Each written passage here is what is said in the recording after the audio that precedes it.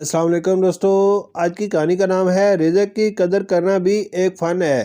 ایک مسافر ایک بزرگ کی خدمت میں حاضر ہوا۔ بزرگ نے شفقت سے فرمایا، کھانے کا وقت ہے، آؤ ہمارے ساتھ کھانا کھا لو۔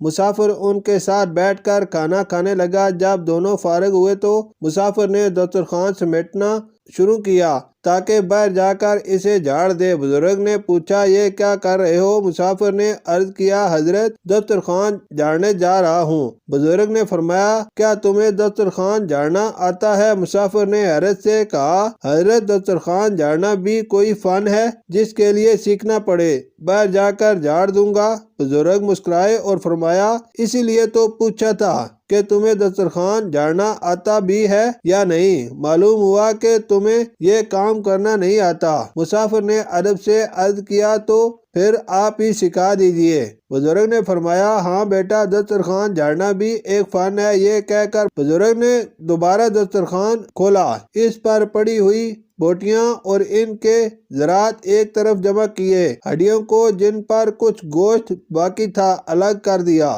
روٹی کے بڑے ٹکڑے الگ رکھے اور باریک ذرات الگ جمع کر لیے۔ پھر مسافر نے فرمایا، دیکھو یہ 4 چیزیں ہیں اور میرے گھر میں ان سب کی الگ الگ جگہ مقرر ہے۔ یہ بوٹیاں فلاں جگہ رکھی جاتی ہیں، بلی کو معلوم ہے کہ کھانے کے بعد یہی ملتی ہیں، وہ آ کر کھا لیتی ہے۔ یہ ہڈیاں فلاں مقام پر رکھی جاتی ہیں، محلے کے کتے جانتے ہیں، وہ آ کر اپنا حصہ لے جاتے ہیں۔ روٹی کے ٹکڑے میں دیوار پر رکھ دیتا ہوں، پرندے، چیل اور کوے آ کر انہیں لے جاتے ہیں، اور یہ باریک ذرات چیونٹیوں کے بل کے پاس ڈال دیتا ہوں، وہ بھی اپنا رزق پا لیتی ہیں۔ پھر بزرگ نے نہایت محبت سے فرمایا، یہ سب اللہ جل شانہ کا عطا کردہ رزق ہے، اس کا ایک ذرہ بھی ضائع نہیں ہونا چاہیے۔ شکریہ۔